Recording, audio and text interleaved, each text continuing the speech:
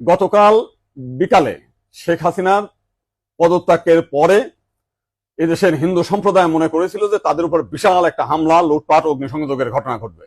কিন্তু গতকাল বিকালেই বিএনপি এবং জামাতের নেতারা তাদের নেতৃবৃন্দকে হিন্দুদের বাড়িতে হামলা, লুটপাট, অগ্নিসংযোগ যাতে না হয় এবং প্রত্যেক মন্দিরে যাতে পাহারা দেয় সেই ব্যবস্থা করার নির্দেশ দেয়। এবং গতকাল থেকে আমরা দেখেছি সেই পাহারা দিয়েছে।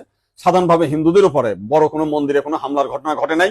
কিছু আওয়ামী লীগের হিন্দু নেতা আছে যারা বিভিন্ন সময় লম্পঝম্প করেছিল, তাদের বাড়িতে, শুধু হিন্দু বাড়ি না, মুসলিম আওয়ামী লীগ নেতাদের বাড়িতে হামলা হয়েছে, লুটপাট হয়েছে এবং সামান্য কিছু সুযোগ সন্ধানী এলাকা ভিত্তিক তারা কিছু সামান্য মন্দিরে হামলা করেছে, সেটা ব্যাপক বিষয় না। কিন্তু আমরা দেখলাম যে ভারতের রিপাবলিক এইটাকে নিয়ে ব্যাপকভাবে রিউমার ছড়াচ্ছে, নানান কিছু মিলে উদ্ভট কথাবার্তা বলছে।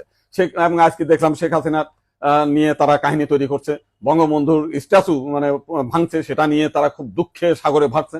আমার এক সাংবাদিক ফোন দিয়েছিলাম, তাদের বলেছি যে আপনারা যদি শেখ হাসিনার জন্য যদি এত কান্না আপনাদের মধ্যে আসে, তো শেখ হাসিনা ভারতে গিয়েছে, আপনারা ভারতের প্রধানমন্ত্রী নরেন্দ্র মোদীকে সরিয়ে শেখ হাসিনাকে আপনারা প্রধানমন্ত্রী হিসেবে ঘোষণা করেন, সে ভারতও রক্ষা করতে পারবে, আপনার সেভেন সিস্টারও রক্ষা করতে পারবে। আপনারা তো প্রতিদিন বলতেছেন যে শেখ হাসিনা না থাকলে ভারতে সেভেন সিস্টার থাকবে না। তো এইবার আপনাদের একটা বিশাল সুযোগ আছে, আপনারা শেখ হাসিনাকে ভারতের প্রধানমন্ত্রী করেন।